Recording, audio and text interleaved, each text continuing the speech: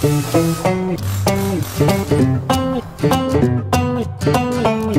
roule pour Savoie Express, je traverse aux USA. Je connais les autoroutes, accompagné de musique country. Ma famille me manque, mais je sais qu'elle est fière de moi. Quand je prends la route, je me sens si bien accompagné.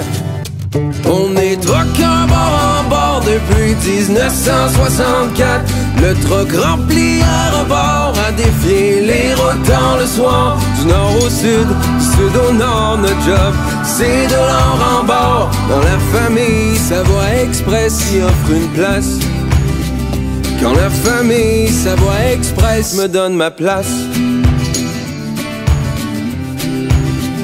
Quand la famille Savoie Express me donne ma place. C'est beau ça.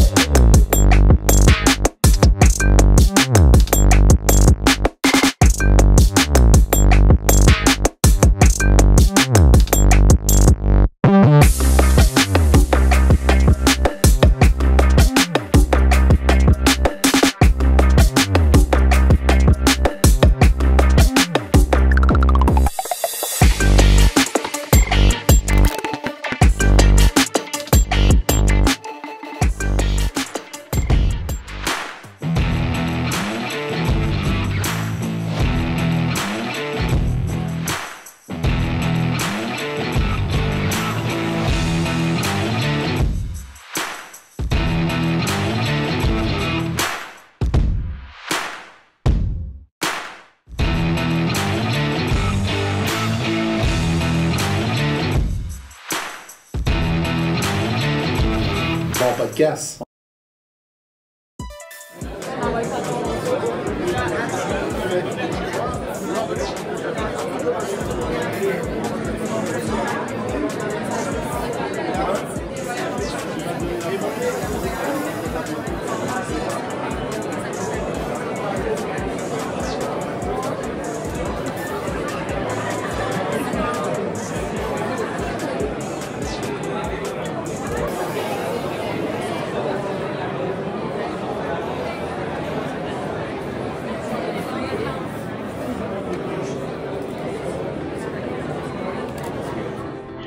Bonjour tout le monde, bienvenue sur On the Road de Québec. Mon nom est Francis Tremblay. Bienvenue à ce podcast spécial enregistré au Salon de l'Emploi de La Prairie en ce 23 mars 2024. On a plusieurs invités qui vont être là avec nous aujourd'hui. C'est un podcast hors norme, donc on n'est pas en studio, on n'a pas tous nos équipements. C'est moi qui fais semblant d'être un journaliste avec un micro. Pas plus compliqué que ça. On est très contents. Vous allez voir des images dans quelques instants du salon. C'est un bel événement. On a eu toute une température cette journée-là, mais aux surprises, je regarde encore, il n'y a pas grand temps mort et puis notre clientèle est vraiment contente. On reçoit des compagnies avec nous. On va commencer ça dans quelques instants avec Mathieu Lucier de Extreme Chase Québec, qui est un chasseur de tempête avec qui maintenant on a décidé qu'on allait donner un coup de main, sponsoriser et également encourager Mathieu dans tout ce qu'il fait. Je ne savais pas qu'il y avait autant de tempêtes au Québec, c'est grâce à lui que j'ai vu ça. Donc, on écoute ça sur On the Road de Québec. Merci de nous suivre à ce nouveau podcast cette semaine enregistré à La Prairie.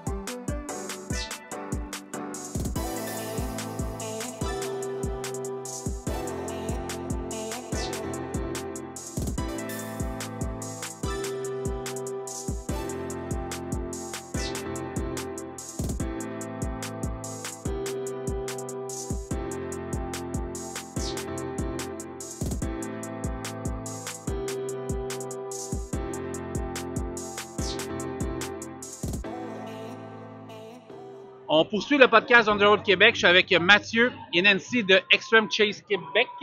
C'est bien dit en plus. Ouais. La misère qu'on a anglais. Non, c'est pas vrai. C'est des gens qu'on encourage sur On the Road Québec, puis c'est vraiment hot ce qu'ils font, je tiens à le dire. Ben, moi, ça me rappelle le film Tornade.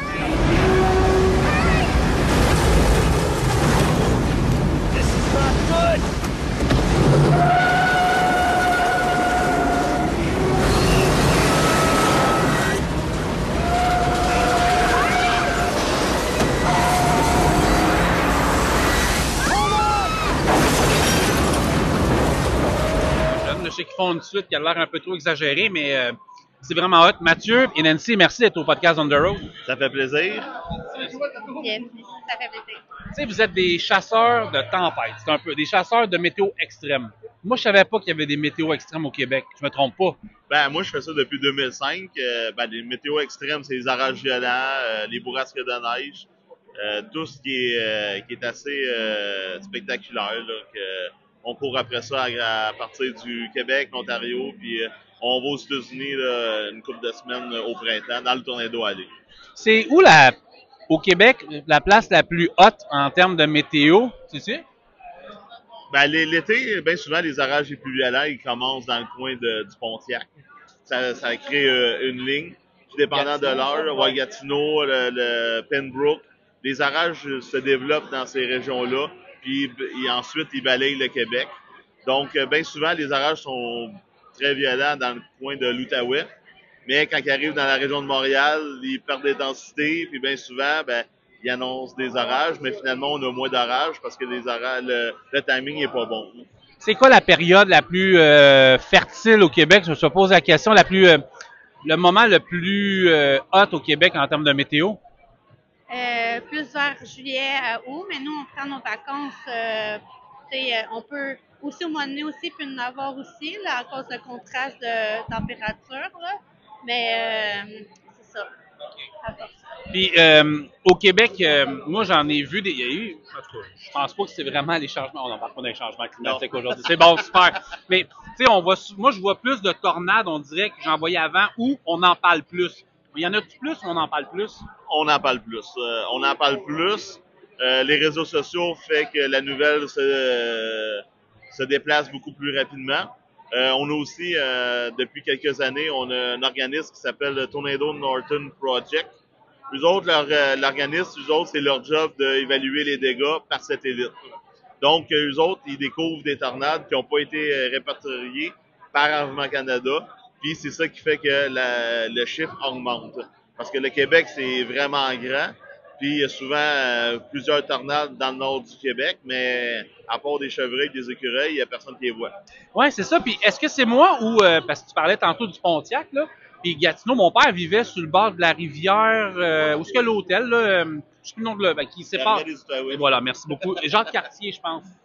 Il y a la rue Jacques, en tout cas, peu importe. Il y a une rivière, c'est celle-là, ok, t'as raison. Y a-t-il plus de tornades à Gatineau? Il me semble des fois quand ça frappe solide. Ben, le timing est souvent bon.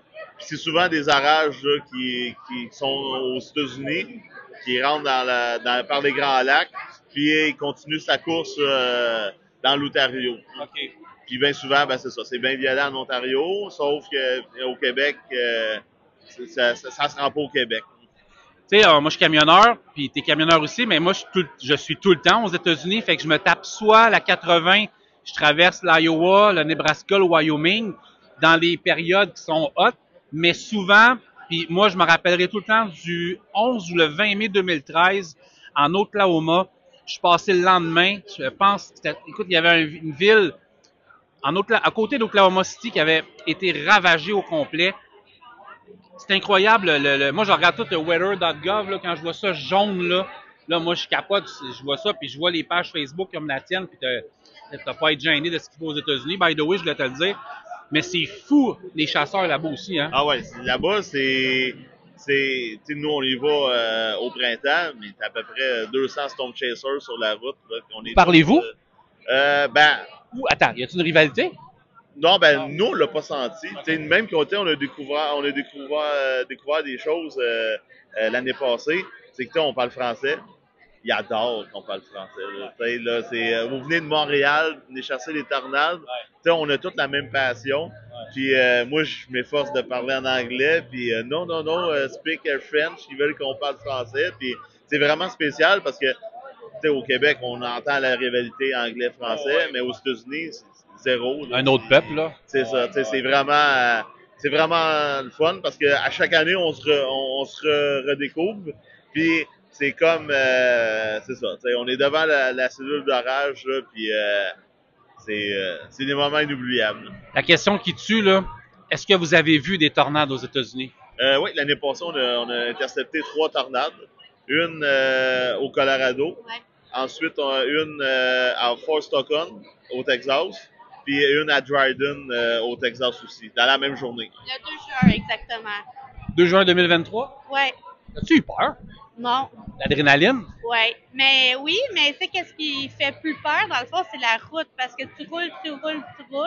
Puis, tu sais, on passe des petits villages. Puis, des fois, c'est manque d'essence. Puis, tu sais, le monde aussi, oui, sont habitués au niveau de la route quand il y a une tornade, mais comme on a eu une madame qui est venue débarquer de son auto, elle voulait s'assurer qu'elle pouvait passer dans la route, que la tornade n'allait pas vers elle. Donc, c'est ça. C'est plus le monde, c'est la route qui nous fait peur, plus que les tornades. Moi, c'est des éclairs. Comment ça va? Ah ouais? Ouais, l'année passée, là, la dernière tornade, on n'a pas été capable de sortir de la voiture parce qu'il y avait des éclairs aux secondes, puis ils tombaient près de la voiture. Là, t'es au Texas, t'es dans le champ, il y a rien de visible, c'est juste toi qui est la cible. Fait que c'est ça. Quand tu vois une tornade, admettons, je sais pas combien de pieds, là, mais quand la tornade, ta voix, est-ce qu'elle peut venir te manger, ça veut? C'est quoi les réflexes pour chasser une tornade? Tu tiens loin pareil? Ben, nous, on a des logiciels radar qui montrent notre position.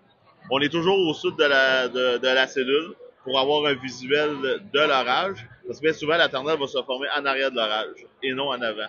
Si on attaque l'orage au nord de la cellule ou de face, on risque de perdre le visuel et d'être dans la grosse pluie. Y a-tu des accidents mortels au fil des années, des chasseurs? Oui, il y a eu 3 Storm Chasers, un des plus grands, là, Tim Samaras, qui est décédé à, je pense que c'est le 29 ou le 31 mai 99. Lui, c'était le grand scientifique, c'était le mentor de tout le monde. C'était celui que jamais on pensait qu'il arriverait de quoi. Mais lui, son travail, c'était d'aller d'installer des sondes devant la tornade. Donc, lui, il s'est fait prendre par la tornade de El Reno, puis il était dans un champ là-bas qui était en X. Donc, t'as aucun chemin de sortie. Ah, il n'y avait rien à faire. Fait que, puis cette journée-là, au lieu de chasser avec son gros pick-up, il a chassé avec une Cobalt.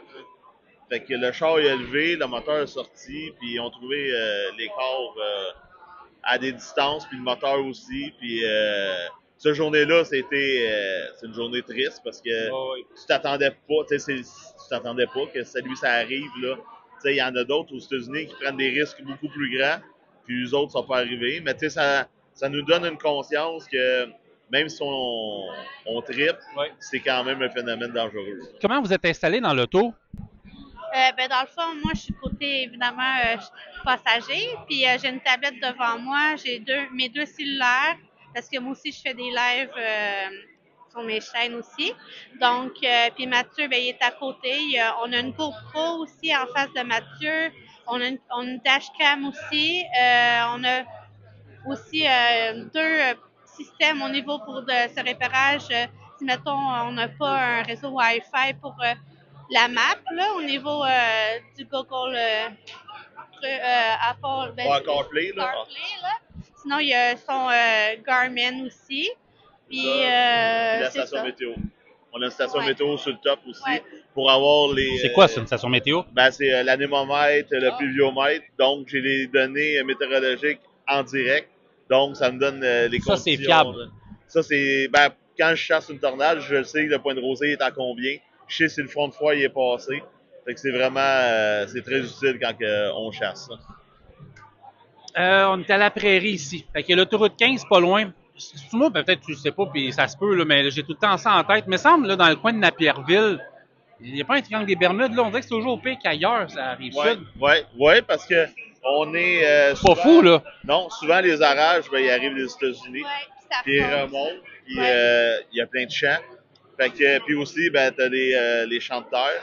Fait que quand la végétation est pas poussée, ça fait des tempêtes de sable. Fait que là, tu vois un gros nuage de poussière de terre qui lève. Puis c'est assez spectaculaire. C'est quoi que vous avez vu de plus impressionnant au Québec dans les dernières années? Ben, on a assisté à la tornade de Saint-Adol d'Howard. Dans le fond, on courait après. On l'a vu de très, très loin quand même. Tu sais, toute la grosse cellule et tout.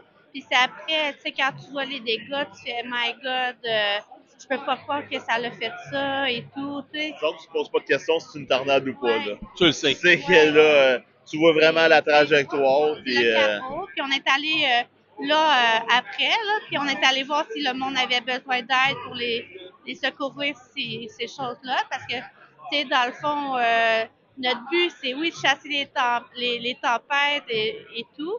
Mais s'il arrive quelque chose dans la ville, c'est sûr qu'on va aller secourir les gens. La chasse, ça s'arrête là.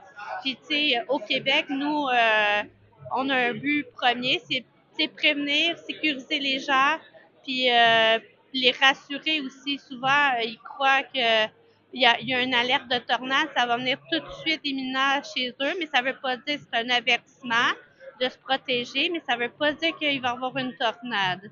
On en fait ça assez au Québec pour avertir le monde? ben, disons que, tu sais, comment je veux dire, quand on se lève le matin, ben, quand moi je fais des prévisions, ou quand on se lève le matin et qu'il y a déjà des veilles de tornade, c'est à prendre en considération. Là. Ah, à ce point-là? Tu te dis, OK, il pourrait se passer quelque chose. Ça veut pas dire qu'il va y avoir de quoi. Mais à cette heure, oui, il y en a qui... À cette heure, on n'avait pas ce moyen-là. À cette heure, on l'a. On l'utilise. La même affaire avec les alertes sur les cellulaires. Il y a des gens qui pensent que c'est pour les fatiguer, mais non, ça a une utilité. Quand ça a sonné, je me rappelle plus la dernière fois qu'il y a eu le Dereco, ça a sonné partout. Mais il y a du monde, ça arrive sud, qui chialait parce que ça avait sonné et qu'il n'y a pas eu grand-chose. Oui. Mais ça arrive nord. Il y a une fille qui nous a dit, elle travaillait au Saint-Hubert, Saint-Sauveur, elle dit le téléphone a sonné, j'ai eu le temps d'aller me mettre à l'abri. Tout était en train d'arracher après. Là. Fait que, c'est vraiment ça qui est l'utilité de ça. Puis au Québec, ben, pour avoir les alertes de mauvais temps sur les cellulaires, il faut avoir de la grêle de 6 cm et plus, des vents de 120 km et plus, puis la tornade. C'est quoi les gradations? Force 1, Force 2, c'est ça, c'est F1, F2? Ouais, c'est ça, c'est l'échelle Fujita qui commence à 1 qui va jusqu'à 5. 1 étant petit, 5 ouais, énorme. C'est ça. Il y a la F0 aussi. F0, c'est souvent une tornade, mais il y a comme pas de dommages, donc c'est difficile d'évaluer les dégâts. Donc, ça tombe tout de suite à F0. Puis ensuite, F5, je pense que c'est des vents de 450 et plus. Là. Un F5, il reste plus rien. Il reste le salaire. Carl, une tornade F4, c'est quoi? C'est pas une F5 ni une F3. Il est wise en maudit. Ouais, il est pas pire, franchement. C'est quoi t'aimerais voir, toi, vraiment, là, Nancy, là, t'aimerais dire, c'est ça, je l'ai vécu, là. Qu'est-ce que j'aimerais voir? Ouais, j'ai pas vu encore de water spot, trompe marine. C'est quoi ça? Dans le fond, c'est une tornade qui se crée dans l'océan ou dans les cours d'eau, dans le fond. Ben, c'est ça. Donc, pour ça, c'est comme une... Ça te prend un bateau. Ouais. Il y a besoin d'un nouveau, des commanditaires pour un bateau.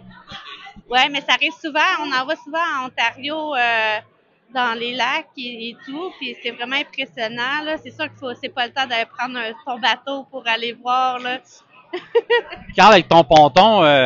Non. J'ai pas assez de moteur pour la fuir. Toi, c'est quoi t'aimerais le voir, là, vraiment? Ben, moi, ce que j'aimerais vivre, là, c'est aller dans un ouragan, catégorie 5.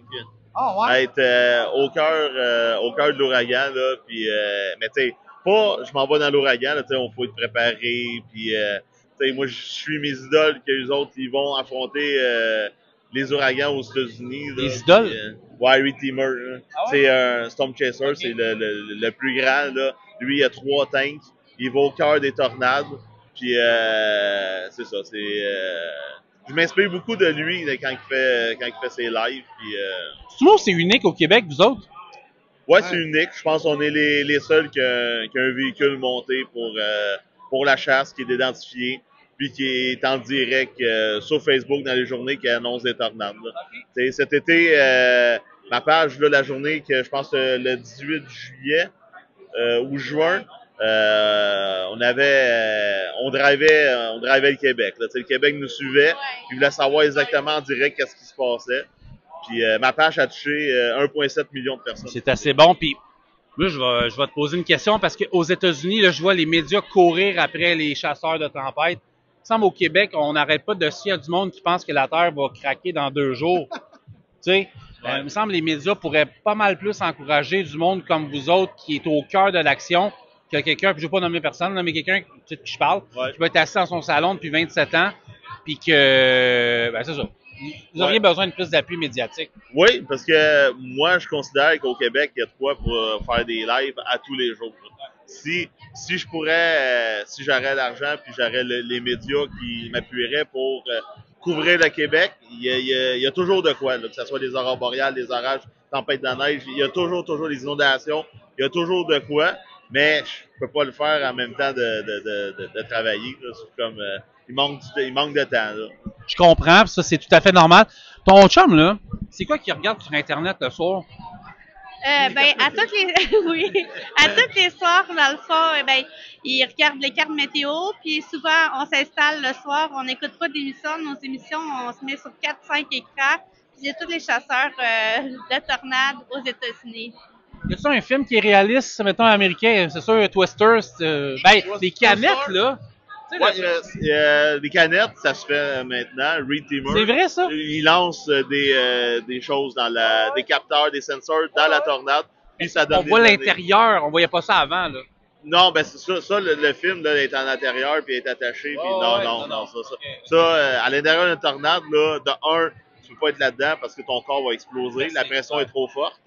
Puis c'est ça, tu sais, tout ce qu'on voit dans les films là. Y a-t-il un film qui pourrait être moindrement réaliste?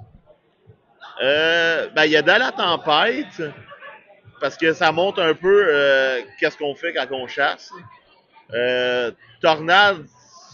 C'est peut-être la technologie. C'est ça. Tornade, c'est le principe, il est parfait là. Tu sais, mais tu sais, ça reste des films. Sinon, là, il y a Tornade 2 qui va sortir. Ouais, ben j'ai vu l'extrait. Ça a l'air du même film, mais boosté à l'octave. C'était supposé être une suite. Ouais, puis finalement, non. C'est ça. C'était supposé être une suite avec l'enfant de Bill. Ouais, puis c'est sûr que le père, il est mort. était supposé dedans. Puis je pense qu'ils ont considéré qu'elle était trop vieille pour jouer. Fait que là, ça va-tu être un remake, tu sais, dans le fond? On a dit que c'était un remake. C'est ça. Fait que là, ça va-tu être bon? C'est sûr que quand on regarde vite, les comédiens ont de l'air quand même bien, là. Fait que ça va être... puis ils ont mis le Dodge Ram rouge. Oui. Tu vois que... Y a-tu la scène de la vache encore, là? Je ne sais pas. Ça m'avait marqué. Est-ce que tu penses qu'à un moment donné, ils vont en péter une au Québec? À un moment donné, ça va-tu un moment donné qu'on va vivre un peu ce qu'on peut voir en Oklahoma, au Texas? Ici, au Québec, c'est parce que le problème, c'est qu'on a bien souvent des systèmes qui sont morts. Tu sais, dans le fond, le système, il se forme dans le tornado allé. Il y a de l'autre qui fait son expert. Puis là, puis là, le système, il s'en vient. Puis, il se reforme un peu au-dessus des Grands Lacs. Puis, il donne du mauvais temps au Québec. Ou, il va avoir une dépression qui va arriver de la côte est, qui va se gorger d'humidité, puis qui va venir au Québec, puis qui va nous donner quelque chose de fort. Mais bien souvent, les tempêtes côte est, ils vont toucher le Nouveau-Brunswick, la Nouvelle-Écosse, la Gaspésie. Il y a de l'autre. J'aime ça, mon âme. Non, je te niaise. Donc, c'est vraiment ça. Mais tu sais, est-ce qu'on va... Ça m'étonnerait beaucoup qu'on ait un F5 au Québec. Puis, tu sais, on parle souvent que on va avoir de plus en plus de temps violent. Mais moi, je fais ça depuis 2005. Puis, ça n'a pas changé. Depuis quand? 2005. Puis tu sais, il y a eu des saisons, même aux États-Unis, il y a eu des saisons fortes. Mais tu sais, ça dépend toujours de la météo, elle va frapper qui. Tu sais, si une tornade frappe un champ, on n'en parle presque pas. La tornade frappe une ville, là, on en parle. Puis là, c'est du jamais vu. Puis c'est pire que pire. Mais tu sais, nous, on est toujours dans le cœur de l'action. Puis c'est ça. Moi, je me lève le matin. La première chose que je check, le radarscope. Je check l'image radar, les modèles. Puis le soir, la même affaire avant de me coucher. Aux États-Unis, les modèles météo du lendemain sortent à 1h30 du matin. Donc, on attend 1h30 que les nouvelles cartes du SPC sortent. Le SPC, c'est Server Prediction Center. Ouais. Donc, on attend les prévisions là. Puis, c'est ça. Puis, j'utilise aussi le site internet pivotalweather.com. Ouais. Donc, ça me donne les conditions qui pourraient se passer. Je fais la même affaire pour les prévisions de neige. Donc, je fais tout le temps une prévision une journée ou 2 jours avant. Puis moi, dans le fond, je fais tout le temps des prévisions. Il y en a qui disent je fais des prévisions pour faire peur au monde. Oui, Colette. Mais moi, je vais dedans. Moi, je vais dedans. J'ai aucune raison de faire une prévision pour alerter le monde parce que je vais aller dedans, puis je vais faire un direct dedans, puis je vais montrer au monde qu'est-ce qui se passe. Fait que, on devrait-tu se préparer, nous autres, une équipe de survie à la maison, des choses comme ça, c'est une bonne chose? Ben, on devrait tout le temps, surtout quand ils annoncent des vents violents, d'être toujours indépendant de l'électricité. L'électricité, tu sais qu'on va en manquer, donc toujours se préparer. Pas pour faire, nous on le dit des fois, puis c'est pas pour faire peur au monde, c'est juste de pas attendre après le gouvernement pour être prêt à réagir. Puis c'est ça que le problème au Québec, c'est on est toujours en réaction après. Les inondations, on va faire des murs, ouais, mais on est déjà dans l'eau. C'était avant, là, tu sais. Puis là, quand il arrive de quoi, ben là, c'est le changement climatique tout de suite. Au lieu de dire que, bon, il s'est passé quelque chose, puis on n'était juste pas préparés. Nous autres, on est fiers de vous donner un coup de main. Carl, il vous voit, Carl, il vous voyait dans sa soupe. Carl, il regarde tout. Faut que tu l'éduques parce que des références sont moins bonnes. Je compte sur toi pour l'éduquer un peu. Mais on est vraiment content de vous donner un bon coup de main sur On The Road. Puis on veut vous remercier de nous faire confiance aussi. C'est vraiment hot ce que vous faites là. Merci, ça fait plaisir. Merci beaucoup. Y a-tu quelque chose, y a-tu des gens qui peuvent communiquer avec vous autres? Vous avez besoin d'aide aussi, coup de main? Ben, on est toujours, nous, on... Non, tu restes. Ah, faut que je... Ok, c'est beau. Il gère un salon, lui, avec. Nous, cette semaine? Oui. Il a compris le principe du podcast, c'est le fun. Donc, c'est ça, nous, c'est un peu bénévole qu'est-ce qu'on fait parce que on a nos travails à l'extérieur d'Extreme Chase Québec. Donc, on est toujours ouvert aux dons, puis parce que l'essence coûte cher, l'Internet coûte cher, puis c'est ça, on fait beaucoup de routes, puis on informe les gens aussi, puis c'est ça. Ben, je veux vous remercier d'avoir venu faire un tour au podcast.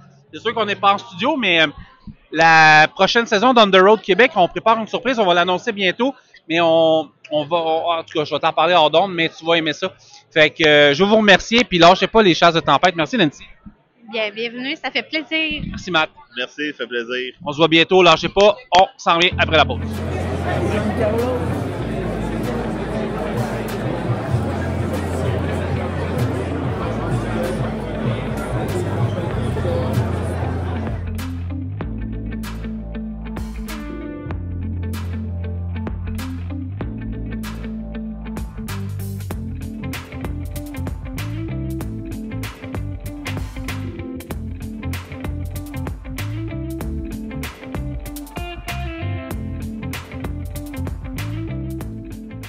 On poursuit le podcast On The Road Québec. Je vais vous présenter une membre de On The Road Québec qui est là dans nos salons, qui est Alicia. Salut Ali! Allô! Comment ça va? Ça va bien, toi? Ben oui, montre-moi ton beau hoodie.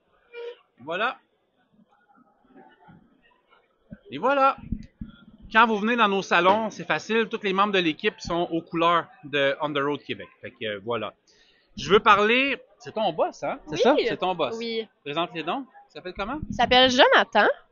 Ça fait Jonathan. Super. Je suis en train de former Ali pour me remplacer. Comment ça va, Joe? Ça va bien, merci. Ben oui, Jonathan Vinet. Jonathan, t'es le fondateur, donc tu dis président fondateur? Oui, président fondateur de Répartition Québec. Fait que toi, c'est quoi Répartition Québec? En fait, Répartition Québec, dans le fond, c'est une compagnie qui est partie sur la base d'essayer d'enlever les surplus d'heures à tout ce qui est propriétaire de compagnie, surtout dans le domaine du remorquage. C'est là que je m'étais rendu compte qu'il y avait un gros pépin. Fait que c'était vraiment ça, là, c'était d'enlever le surplus d'heures aux propriétaires qui devaient dormir avec le téléphone pour répondre au service 911 et tout ça. La partie 24 heures que personne ne veut, c'est là qu'on rentre en ligne de compte. Dans le fond, nous, ce qu'on offre, c'est soir, nuit, fin de semaine. Puis c'est vraiment là qu'on est situé. Là. C'est notre tasse de thé, ça. Là. Tu disais 911, il ne répond pas aux appels 911. Là. C'est les appels d'urgence, dans le fond. Ben, que ce soit la Sûreté du Québec, à ce moment-là, ou les services de police municipale, ça peut arriver dans le domaine du remorquage. T'sais, mes clients ont ces clients-là, doivent les desservir. Fait qu'à ce moment-là, ben, c'est nous qui prenons ces appels-là pour les donner aux chauffeurs par la suite. Je comprends. Ok, Jonathan, je comprends. Dans le fond, moi, je suis président de Remorquage Tremblay, tu sais. Puis, moi, mon staff finit de travailler aux alentours de 7h, 8h. Toi, tu prends le contrôle à partir de 20h, mettons, jusqu'à ce que je décide de ramener du monde vers 8h AM. Ouais, exactement. Fait que moi, en fait, je peux faire toute ta nuit. On s'adapte vraiment aux horaires aussi des clients, là, aux besoins. Fait que, tu sais, si tu me dis, j'ai juste besoin de la fin de semaine, on fait juste la fin de semaine. J'ai besoin de tous les soirs de semaine, on fait les soirs de semaine. Et ainsi de suite. Fait que c'est vraiment adapté à ce que toi, tu as besoin. Puis il y a aussi l'autre avantage où est-ce qu'on travaille dans vos systèmes. Fait que moi, j'ai des plateformes qui existent pour moi, mais ce que toi, tu as mis en place, ça fonctionne. Fait que je suis pas là pour changer ce que tu as mis. Ça fonctionne, on va le garder, on va travailler avec ça. Mais si tu me dis, hey, j'ai un pépin, par exemple, là, je peux rentrer en ligne de compte. Que ce soit le système de répartition, que ce soit le système de GPS pour les camions, système de téléphonie. Fait que c'est vraiment ça, on offre dans plein de domaines là, pour justement aider, vu qu'on a développé ça pour l'urgence, nous autres. Là. OK, fait que t'es caméléon un peu. On fait un peu de tout pour ce qui est du domaine de la répartition. Toi, tu réponds à des appels? Oui. Ah oui? Oui. Oui, bonjour, je suis en panne. Oui, mais dans le fond, je parle avec les agences AXA, CAA, GSA, Sykes. Puis dans le fond, j'envoie des remorqueurs sur les lieux des accidents, des pannes, etc. Bon, ben, coudonc, je voulais me chercher une job après la mienne, c'est ça? Ouais, c'est Okay. Puis, toi, dans le fond, répartition Québec, ça veut dire, parce que je pense que les gens peuvent, dans le fond, tout ton staff peut répondre de partout au Québec. Ouais, moi, j'ai des employés qui sont situés justement à la maison dans le but de descendre les coûts. Parce que moi, mon but, dans le fond, c'est d'essayer de charger le moins cher possible. Vu qu'on n'est pas dans vos bureaux, on est capable de descendre justement les coûts. C'est sûr que ça varie toujours selon le volume et tout ça, mais en général, on vient vraiment à bout de le descendre. Puis là, ben, t'as pas besoin de penser aux vacances. L'employé qui est malade, c'est pas ton problème. Fait que ta nuit est toujours couverte. Fait que t'auras jamais à te casser la tête à essayer de trouver un répartiteur pour ta nuit, ton soir, ta fin de semaine, tout ça. Fait que, pis ça, on est vraiment l'entre-deux entre le chauffeur puis le propriétaire qui est couché à la maison. Si on n'a pas le choix, on va le déranger, mais en général, on est capable de stagner ça à nous autres. Là, puis pourquoi tu as fondé ça? C'est venu comment? En fait, moi, j'ai été chauffeur de towing pendant comme 3 ans, puis je me suis rendu compte qu'il y avait une lacune dans la répartition de nuit. Parce que mon dispatch était mon boss, qui travaillait toute la journée, qui devait aussi faire la répartition de nuit. Moi aussi, je me suis mis à faire ça à un moment donné. Puis j'ai dit, ça fonctionne pas, ça fait pas de sens de faire toutes ces heures-là. Fait que c'est là que j'ai parti la compagnie, dans le fond, dans le but d'alléger mon propriétaire à ce moment-là, de cette compagnie-là, de l'alléger de ses heures. Fait que c'est pour ça que j'ai parti Répartition Québec. Puis après ça, ben on a changé un peu la dynamique pour aller vers justement ben je peux l'offrir à plus de monde, ce service-là. Je suis capable d'alléger ce fardeau-là, mettons, à plus de personnes qu'à juste une compagnie. Fait que c'est pour ça que j'ai parti. Ça fait combien de temps que tu fais ça? En fait, ça va faire 5 ans que la compagnie est ouverte là, puis qu'on fonctionne. Ouais. OK. Jonathan, on te rejoint à ben je l'ai, mais on te rejoint à quel numéro? Le 1-877-727-9224. Quelle extension? Le 221. Parfait. C'est quoi ton courriel? Ça va être le jonathan.vinet en commercial répartitionquebec.ca. Basé à Mirabel. Oui, ben en fait, on fait un peu partout. Fait que c'est pour ça qu'il n'y a pas d'adresse précise dans le fond. Là, puis on se déplace, pour les formations, je peux me déplacer dans les bureaux des gens. Là, on couvre un peu partout. Là. Tu te couvres, tu vas voir tout le monde. Puis, oui, dans le fond, c'est ça. Je prends un peu la formation du bureau, de quoi ça a l'air dans ce bureau-là, comment est-ce qu'il fonctionne. Parce qu'il n'y a pas une compagnie qui fonctionne de la même manière. Là. Programmer mon ordinateur. En plus? Ouais. Bon, parfait. Jonathan, merci. Merci. Ça faisait 2 fois qu'on se voyait dans les salons. Et écoute, t'es chez vous. Fait que merci beaucoup.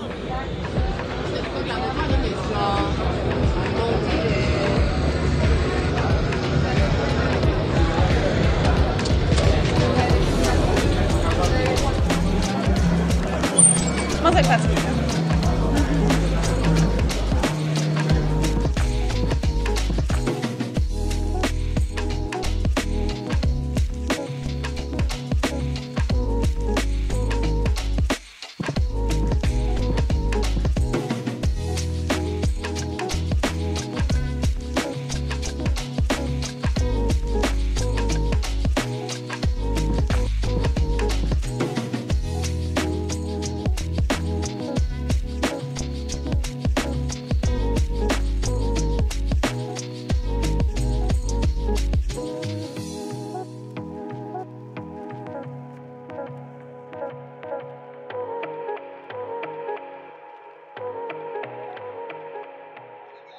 On poursuit le podcast de On the Road de Québec enregistré à La Prairie le 23 mars dans le cadre de nos salons d'emploi. C'est le dernier on a eu un gros sprint. Là. On a eu 4 dans les 6 derniers mois. On est content de prendre un break. Mais dans un des 4 salons, on avait Steve d'Express Mondor qui était là avec son équipe. Steve, premièrement, je veux te dire merci de nous avoir donné un grand coup de main avec les salons d'emploi.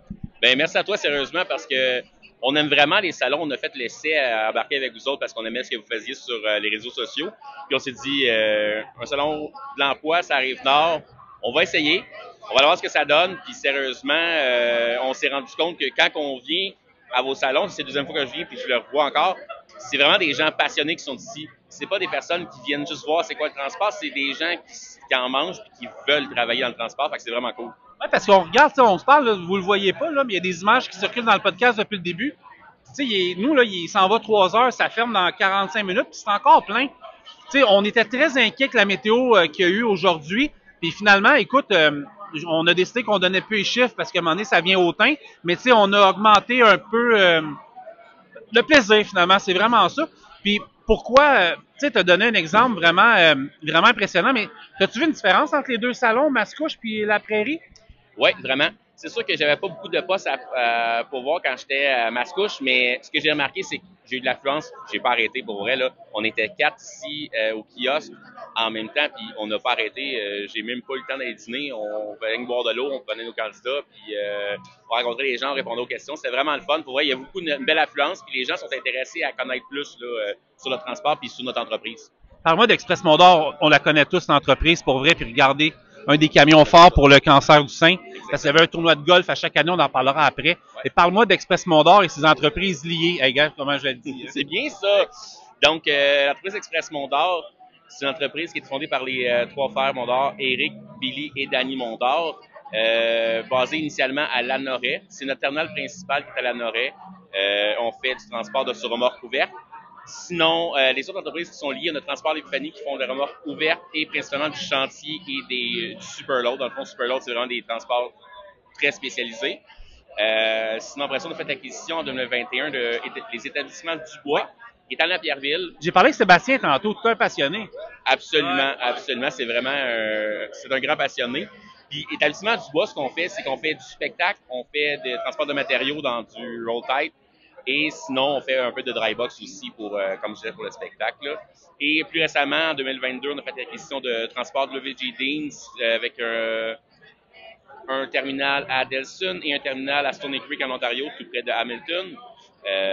Et là-bas, ils sont spécialisés dans le transport de l'acier. Dans le fond, soit des coils, soit des lingots d'acier, d'autres matériels. C'est vraiment ce qu'on fait. Aujourd'hui, ce qu'on cherche comme poste, c'est un peu pour toutes les places. Express Mondor, j'ai 5 postes disponibles présentement pour du transport États-Unis sur des camions au gaz naturel. Je vais en parler parce que c'est c'est hot quand même. Il y en a qui sont pas habitués, d'autres oui, d'autres non. C'est une autre technologie, mais ça va vraiment bien. Hein? Ça va bien. C'est sûr que les personnes vont dire « Ah, ça a moins de puissance ». Ben oui, on sait, mais on adapte les routes selon la puissance du camion. On ne mettra pas en flatbed 4 SU avec 100 000 livres sur un gaz naturel qui a 400 forces. On adapte le camion. En effet, oui, c'est une nouvelle technologie. Les nouveaux moteurs qui sont en train d'être produits pour les prochains gaz naturels, ils ont augmenté aussi la puissance. Donc, plus de litres. On parle d'environ un 500 HP pour les prochains qui s'en viennent, qui va être plus à la norme, selon moi, qui va aider parce que les gens ne verront pas vraiment de différence de puissance. Sinon, les autres postes qu'on a aussi chez Établissement du Bois, on a un poste pour la longue distance. C'est quoi le poste? C'est-tu des concerts et tout? Non, ben il y a un peu de concerts, mais j'essaie de pas vendre du concert parce que le monde qui me connaisse vont savoir que je vends pas du rêve. Quand tu me poses une question, je vais te dire le worst case scénario. Comme ça, je préfère te dire que ça se peut ou ce que je vais... Tu sais, mettons, ça se peut, moi te le dire. Si je suis pas certain, je préfère... Ça a le mérite d'être clair. Ouais, c'est ça. Ben, je veux dire, il y a des gens qui, dans le domaine du transport, des fois, qui vendent du rêve. Mais moi, je veux pas vendre un truck puis dire au gars, puis que le gars parte après 2 semaines. Je préfère que le gars sache à quoi s'attendre puis qu'il vienne pas. Que la personne qui vient va savoir à quoi s'attendre puis tu sais, au moins, il va venir. Fait que, non, pour l'instant, je te dirais que c'est le poste que j'ai, c'est US. Oui, ça peut être un peu de spectacle. C'est transport principalement des matériels, des genres de lingots là, qu'on fait transport en LTL un peu aux États-Unis. Pour transport de WG Dean, j'ai des postes de local qui est principalement Rive-Sud, dans le fond, Montréal, Rive-Sud de Montréal, Contrecœur, dans ces coins-là. J'ai du Québec-Ontario, la 401. On se cachera pas, là, c'est de la 401. C'est de Delson à Stoney Creek. C'est notre ligne. Là. Si vous aimez la 401, ben appelez-nous parce qu'on a des postes pour vous. Et sinon, on a du bitrain aussi pour aller dans les Midwest des États-Unis. J'ai aussi 3 postes bitrain US là, pour les gens qui aiment les bitrains. C'est pas trop loin, fait que tu reviens, tu pars à la semaine, là, tu pars pas des semaines, 2-3 semaines, là, c'est dans le Midwest, fait que tu vas pas, c'est des beaux voyages à faire. Votre implication sociale au niveau du cancer du sein, je vais en parler parce qu'il y a un tournoi de golf qui va avoir lieu en juin. Hein? Oui, exactement. Ça va faire plusieurs années qu'on est investi dans cette fondation-là. C'est une cause qui tenait à cœur les Frères Mondor. C'est pour la raison pour laquelle aussi qu'on a fait un camion rose à l'effigie du cancer du sein. C'est notre camion thématique qu'on apporte lors des tournois. Puis le camion roule sur la route. Là, présentement, il n'était pas aujourd'hui parce qu'il était sûrement sur la route, il n'était pas non disponible. Sinon, quand on a des événements et que le camion est disponible, je m'assure de l'apporter pour le show. Mais comme il est sur la route, c'est un camion qui roule, on le laisse rouler. On ramasse des fonds. L'année passée, on a ramassé 35 000 pour la Fondation du cancer du sein. Cette année, on aimerait ça ramasser un peu plus. J'aime pas ça donner des chiffres, mais on va dire 45 000, je me sentirais à l'aise. Je m'en ai dit 50, mais on va y aller avec 40. Ouais, je visais 50, mais mettons que je ne réalise pas, je serais pas heureux. Fait que je vais dire 45. Si je suis 50, on va être vraiment heureux, là, mais on va dire un 45-50 000 cette année là, avec la Fondation. Le tournoi va avoir lieu le 20 juin. On a commencé à envoyer les inscriptions, ça fait pas très très longtemps. Si vous êtes intéressé, là, au pire, j'enverrai les coordonnées pour les inscriptions. Là, mais ça se remplit très vite, malheureusement. Là, heureusement. Oui, mais malheureusement pour les gens qui, mettons peut-être qu'au podcast, ça va peut-être être plein, là, je ne sais pas. Là, en tout cas, si je donne l'information, dépêchez-vous si vous êtes intéressé parce que on est une place qu'on a le tournoi, c'est seulement 144 joueurs, fait que ça va vite, Mais vous pouvez quand même venir pour le souper et participer au don pour la Fondation.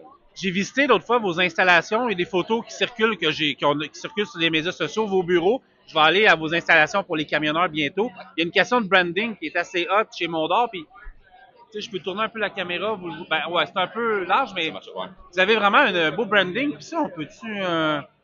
on va montrer ça, regardez ça. Ce qu'on a fait pour nos clients cette année, les clients ont eu accès à des clients... C'est pas de l'eau de source.